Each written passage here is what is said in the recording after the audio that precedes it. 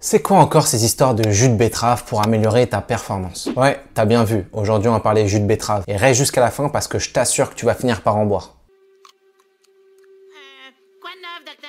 Salut, c'est Tim, étudiant en doctorat en sciences du sport. Aujourd'hui dans cette vidéo, on va explorer une thématique sur la supplémentation en jus de betterave. Pour ce faire, on va utiliser un article scientifique de 2023 qui s'intéresse aux effets de la supplémentation chronique sur l'atténuation de la fatigue neuromusculaire durant la simulation d'un match de football ou autrement dit soccer ici au Canada. Comme d'habitude, tu as la possibilité de me retrouver sur différentes plateformes, notamment Spotify et Apple Podcasts, ainsi que TikTok et Instagram.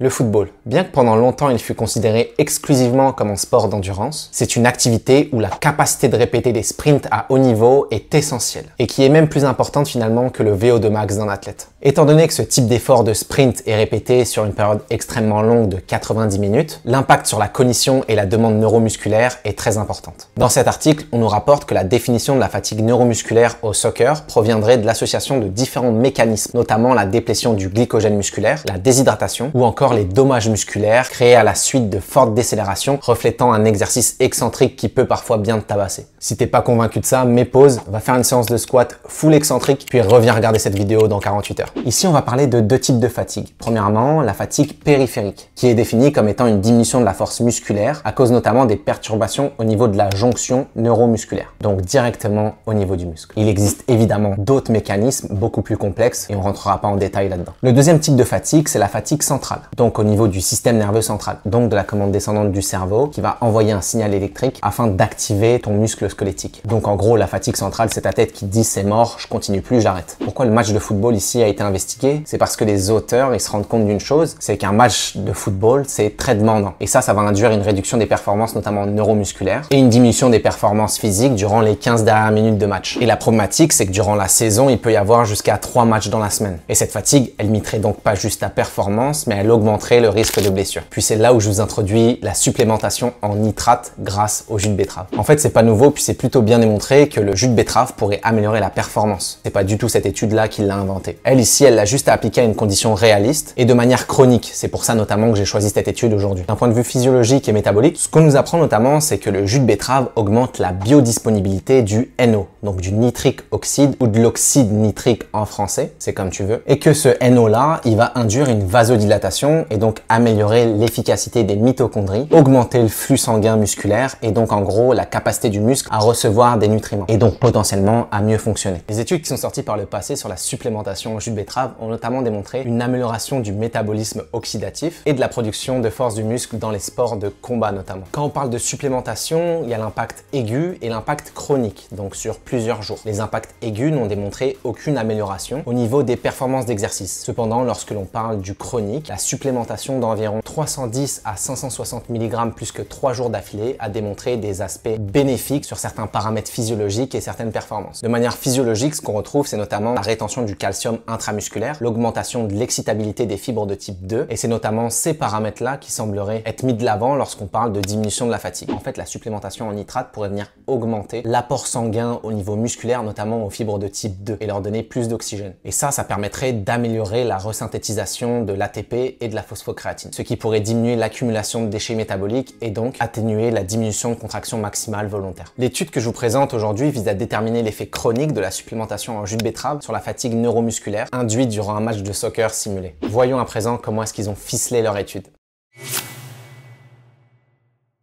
Premier point super intéressant sur la méthodologie, c'est que ça a été réalisé en double aveugle. Donc ni l'athlète ni l'expérimentateur ne sait qui est dans quel groupe. Et l'étude était aussi en crossover. Donc les participants qui réalisaient en premier la condition jus de betterave réalisaient en second la condition placebo et inversement. Tout ce qui va être test neuromusculaire et perception, ça a été pris au début, à la mi-temps et à la fin de la simulation de la game. Et tous les tests étaient réalisés aux mêmes heures de la journée. L'étude comportait 13 hommes âgés en moyenne de 24 ans et avec une VO2 max de 55 ml par kilo. Donc pas incroyable, mais quand même bon. Tous les joueurs étaient aussi de niveau semi-professionnel. Dans le groupe supplémentation en nitrate, les joueurs devaient consommer 150 ml de jus de betterave 2 fois par jour à 8h et à 18h. Le tout pendant 7 jours consécutifs. Pour le groupe placebo, c'était 150 ml d'une solution arrangée afin que le goût se ressemble. Le jus de betterave ici, il était préparé maison avec des betteraves naturelles, mais sachez qu'il existe du jus de betterave déjà tout fait en magasin. V'là la galère si tu devais éplucher ton kilo de betterave tous les matins et te le mixer. Le protocole d'effort consistait à réaliser 6 séries d'exercices de 15 minutes séparées par des périodes de 3 minutes de marche, de sprint, de repos ou de jogging. L'intensité de l'exercice était entre 55 et 95% du VO2 max et le protocole était réalisé 2 fois avec une durée de 45 minutes à chaque fois et 15 minutes de pause afin de simuler la game de soccer. Concernant la contraction maximale du quadriceps, elle était mesurée à l'aide d'un test isométrique d'extension de jambe avec une flexion de genou à 90 degrés. Ils ont été regarder d'autres mesures un peu plus complexes afin notamment de mesurer l'activation volontaire et ça a été réalisé à l'aide de stimulation électrique afin de provoquer des contractions maximales souvent plus intenses que ce que l'individu pourrait réaliser par lui-même. Ça permet notamment d'évaluer la capacité maximale du muscle à se contracter en contournant la commande volontaire. Parlons à présent résultats, mais avant ça, oublie pas le petit like, ça fait toujours plaisir.